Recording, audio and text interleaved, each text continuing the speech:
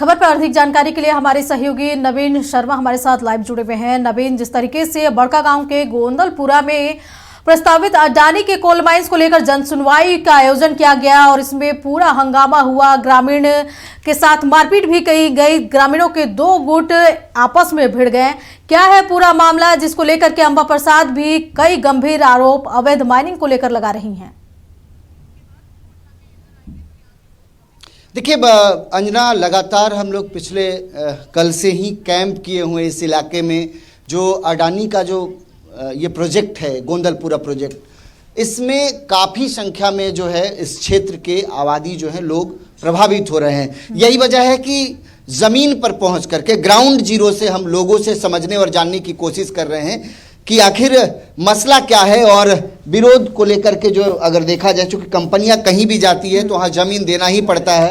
इस वक्त गोंदलपुरा पंचायत के मुखिया जो हैं वो हमारे साथ मौजूद हैं, वासुदेव जी। एक बार उनसे जुड़ते हैं और बातचीत करके समझने जानने की कोशिश करते हैं। वासुदेव जी, जो पूरा विरोध है वो विरोध किस लिए है? चूँकि मुआवजा और नौकरी तो मिलेगा, विकास होगा क्षेत्र का। अगर आप लोग ज़मीन नहीं देंगे तो विकास संभव नहीं है। देखिए, इस पर हम तो सीधा बोले कि कंपनी जितना खुली है बड़का गांव क्षेत्र में 6, 7, 8 को, लेकिन कंपनी कहीं नहीं गांव बसाया, नहीं लोकल का रोजगार दिया। और यही धोखा है कंपनी के, जो अक्रूध है जनता और देना नहीं चाहता है। जनता के भी हम हक डीसी साहब पास बोले, उस समय नैन्सी साहब थे। हम बोले मैडम देखिए, अभी जो मेरा गांव है वो गांव मेरा हर चीज़ से पूरा है। आपका कंपनी 12,000 में क्यों देगा आदमी? आज यहाँ अपना कृषि से, अपना बल से, गांव में रहने से बहुत फायदा है। 4 ठो गाय रखा है, 4 गो बकरी रखा है, धान होता है, गेहूँ होता है, प्याज होता है, बालू बेचता है, आटा बेचता है। हर घर 1 लाख का महीना घुसता है, 2 लाख का महीना घुसता है। अब बताइए, पूरा क्षेत्रीय कंपनी है, सरकार को छड़खानी है। जमीन का रेट अभी आप हजारीबाग लीजिए तो 25-30 1 करोड़ रुपये इकट्ठा है, और हमारा जमीन का मुआवजा बहुत कम लगाया जा रहा है। हमने बोले उस समय नैन्सी साहब को कि आप जनता से संपर्क कीजिए, आप जिला के अध्यक्ष हैं, ठीक है, और जनता के हिसाब से चलिएगा तो कंपनी खुलेगा। जनता और कंपनी दोनों भाई जैसा संबंध होना चाहिए, और दोनों सम्मति से दोनों का विकास होना चाहिए। जनता का भी विकास, मुखिया जी आप जनप्रतिनिधि, आप कह रहे हैं विकास होना चाहिए, तो कम से कम कंपनियों का विकास, जब विकास होगा दोनों मिलेगा। और अभी जो है बड़े बड़े नेता लोग यहाँ लंबा लंबा बोल के जनता को बोल देता है कि अरे नहीं दो, और उधर से बोलता है कि काम बतली गली से चालू कर देता है। विधानसभा, राज्यसभा, अच्छा जो भी सरकार है, चाहे बीजेपी की सरकार हो या जेएमएम की सरकार हो, आज पब्लिक को झोंकने का काम कर रहा है। अभी डेट में कोई ईमानदार सरकार नहीं है, और सरकार की जो कानून है वो ढंग से बना के भेजता, यहाँ का रेट भेजता। जेन्युइन सरकार गाँव में जब चुन के लोग आता है मुखिया, तो मुखिया का कहीं वैल्यू नहीं दिया जाता है। अच्छा वासुदेव जी, आप तो कह रहे हैं जमीन का मुआवजा के बारे में, लेकिन रैयत तो ग्रामीण को चाहिए नहीं मुआवजा, जब जमीन देंगे ही नहीं। एक सवाल हमने लोग कई लोगों से बोले तो चाह रहा है, लेकिन सरकार मान कहाँ रहा है? कोई रैयत नहीं बोला कि हम कंपनी की जमीन देंगे। रैयत का यही कहना है कि हमरा जो है इसमें हम खुशहाल है, जिस जगह पर हम हैं बहुत खुश है। आज आप मेरा पंचायत में देखिए, किस घर एक ट्रैक्टर नहीं होगा, किसका छत मकान नहीं है। आज कोई देश जाइए, मेरा गोंदलपुरा पंचायत से सब देश गरीब है, चाहे अमेरिका कोई भी देश है, हमको बिहार वार पूरा घूरते हैं, लेकिन आज गोंदलपुरा में एक नहीं, हम सब चलता है गोंदलपुरा पंचायत है, चाहे कोई भी जात के है, सबके बिल्डिंग पाइए। आप बिल्डिंग कैमरा लीजिए, कैमरा लीजिए, बम्बे से कम बिल्डिंग थोड़ी है जी, कहीं भी लीजिए कैमरा, किसी भी जगह पर लीजिए, एक मट्टी घर नहीं पाएगा मेरे पंचायत में कहीं भी। सब यहाँ स्वतंत्र है। ये गोंदलपुरा पंचायत राजा गाँव है, इसमें सब हर टेप के झाड़ा वाला गाँव है। अभी हिसाब से इसको रेट लगाएगा तब नहीं लोग देगा। अब कटुआ वाला रेट फकल टाण वाला लगाएगा क्यों देगा? ये संपन्न क्षेत्र है पूरा। ये संपन्न क्षेत्र है, ये हर चीज से भरा हुआ है। यह नहीं कि खाली इसमें कोयले है, इसमें खेती भी है, सिंचाई भी है, हर खेती होता है। खेती में जितना चीज है, आदि रसून जितना चीज है, हर खेती मेरा पंचायत में होता है। आगे की लड़ाई कैसे लड़ेंगे आप लोग? लड़ाई देखिए, लड़ाई ही कहावत है, जोरू और जोलू जमीन वो जोर के है। हम तो बोलते हैं अगर यदि तुम नहीं जमीन देगा तो अडानी कैसे ले लेगा? अरे जनते ही भी कुछ फूट जाता है जो लोगों का कमजोर कर देता है। और अभी भी कलयुग है, सच्चाई आदमी को बात नहीं सुनता है, हवा मुड़ता है, ठीक है। कहावत है कि धागा मेरा हाथ में गुड़िया कहीं उड़े।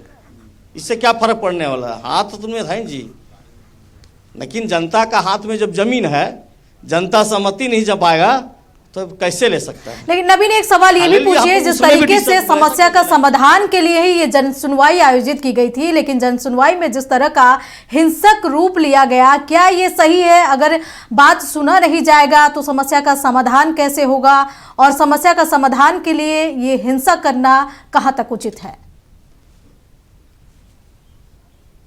अच्छा, एक सवाल है वो कि जो कल जन सुनवाई थी, उस जन सुनवाई में जबरदस्त हिंसा हुआ। बिना बात सुने अगर हिंसा का सहारा लिया जाएगा तो क्या संभव है कि बातचीत हो पाएगी? कहावत है भैया, अरंडी बोने बाघ सियार, समझे ना। डीसी को लगता है कि छोटा लोग सियार है, हम शेर हैं, ताकत नहीं हो उसको बड़का माने को। अरे डीसी जिला को अधिकारी होता है, कलेक्टर होता है, वो जनता के लिए गार्जियन है। डीसी के खुद का एक समझौता करना चाहिए। अब बिना लिखित के कोई काम नहीं होगा मेरा पंचायत में। सरकार आके लिखित करे कि हम आप जनता का अपना सुरक्षा देंगे, या तो मेरा गांव बना के दे, वो तो लड़े वाला लड़ेगा, माने लड़ाई आगे जारी रहेगा। लड़ाई तो होगा जब तक ये भुला जाए कि एनटीपीसी जो उधर लूटा है, यहाँ नहीं होने देंगे, वैसा नहीं होगा। रेट जब तक ही बढ़ाएगा ना, वास्तविक मजदूर नहीं देगा, वो एक लिखित नहीं देगा मुखिया को, तब तक कोई काम नहीं होगा। सर, हम बोलना चाहते हैं कि कल का जो घटना घटा, वहां वो गुंडा बुलवाया था, अडानी गुंडा बुलवाया था, और हम आदमी के ऊपर करंट तार लगा। मुआवजा का तो बातें नहीं करना, जूता से मारेगा किसान लोग। जो मुआवजा का बात करेगा और बढ़ाने का बात करेगा, जूता खोल के भिंगा के। यहाँ हमारा गंदलपुरा के लोग पूर्वजों से आंदोलन कर रहे हैं, 2004 से नहीं, पूर्वजों से, तीन पीढ़ी से। सच ये है। और दूसरा बात है कि एक बित्ता भी जमीन गंदलपुरा के किसान नहीं देंगे, इसके लिए आर पार का लड़ाई सिक्सर से मंगवाया था गुंडा अडानी। और कुछ गुंडा मेरा गांव में भी लोग हैं जो अडानी का गुंडा है, और मोतियाबिंद हो चुका है, और जनता के बीच में जनता के बात करते हैं, और पीछे वैसे लोग को कल एक दो को तो बचा, और उसमें हर एरिया से, चुरचू से, कांटतरी से, हर जगह से गुंडा बुलवाया था हमरा आंदोलनकारी को मर्डर करवाने चाहिए अडानी। और दूसरा बात है कि करंट कुर्सी उर्सी पूरा तोड़ के उन लोग फाइनल किया था। जब हमारा आदमी गया तब वहां देखा कि कुर्सी टूटा हुआ। जो सच बात यह है कि ये मेरा आदमी को, गंदलपुरा के किसानों को, बड़का गांव प्रखंड के किसानों को ये अडानी कब्र खोड़ रखा है, और कोई कीमत में हम लोग जमीन नहीं देंगे। इसके लिए आर पार का भी लड़ाई लड़ना होगा। और ये भूल जा अडानी को कल गंदलपुरा के किसान लोग धूल चटा दिए, और अडानी को यहां से गंदलपुरा के किसानों को एक बहुत बड़ी जीत हुई। पूरे भारत में यह चीज चर्चा है कि गंदलपुरा के लोग आज अडानी से जीते हैं, और हम लोग कोई कीमत में जमीन नहीं देंगे। इसके लिए कहा नहीं, साला दफन करना होगा या दफन करना पड़ेगा कंपनी को या कंपनी के दलाल को। एक बिता भी हम लोग जमीन नहीं देंगे। और हम लोग दल्लू वाला बात, पत्थर चट्टा वाला बात नहीं करते हैं। और गांव के ही कुछ लोग ऐसे हैं कि गांव को बर्बाद कर रहे हैं, जो प्रतिनिधि हैं, ऊपर से नीचे तक चोर है। क्या डीसी आदेश दे दिया तो वहां जो लगा था उसका बाप का जागीर है झारखंड का, सरकार का बाप का जागीर नहीं है ना झारखंड। मेरा भी दो विधायक है और दो सांसद है। हम माले से हैं, भाकपा माले, सीपीआई एमएल लिबरेशन, भारत की कम्युनिस्ट पार्टी, मार्क्सवादी, लेनिनवादी, सीपीआई, मेरा दो सांसद, दो विधायक है। लेकिन इनसे पूछिए कि अगर ये जमीन नहीं देंगे तो विकास कैसे होगी? जिस तरीके से विकास की बाहर की बात झारखंड में होती है, नई ऊंचाइयों की ओर जाने की बात, विकसित झारखंड की बात होती है, तो आखिर ये समस्या का समाधान कैसे होगा?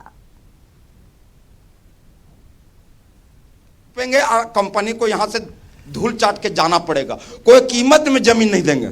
एक और जनप्रतिनिधि हमारे साथ जुड़े हुए हैं, उनसे बातचीत करते हैं। क्या नाम हुआ सर? आ रहे ये कहाँ के मुखिया है सर? नहीं बादम, जहाँ पर हम लोग मौजूद हैं, बादम के मुखिया भी इस वक्त हमारे साथ जुड़े। क्या शुभ नाम हुआ सर? मुखिया प्रतिनिधि दीपक दास नाम है, मुखिया प्रतिनिधि हैं। अच्छा, ये कल का जो आंदोलन हुआ उसके बाद अब देख रहे हैं कि गाँव वाले जो रैयत है वो पूरी तरह से एकजुट हैं। कई लोग कह रहे हैं कि जनप्रतिनिधियों पर भी भरोसा नहीं है, लेकिन लड़ाई तो जनप्रतिनिधि और रैयत दोनों मिलकर ही लड़ेंगे, भरोसा तो करना ही पड़ेगा। देखिए, लोकतंत्र में जनता सर्वोपरि है, ठीक है, लेकिन रह गई बात कि जनता जिस विधायक को, जिस सांसद को, जिस मुखिया को चुनती है, ठीक है, अगर पैसा पर चुनती है पैसे पर बिक के चुनती है तो वो नेता बिकाऊ है।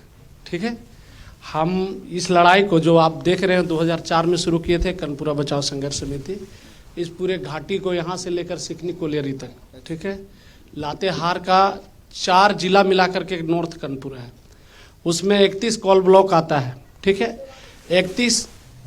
31 कॉल ब्लॉक में अभी तो अडानी आया है, उससे पहले निको जायसवाल, एमटा, डीवीसी और भूषण और जिंदल जैसे बहुत सारी कंपनियों को हम लोग 2003 से लेकर 2006 में ही यहाँ से वापस भेजे।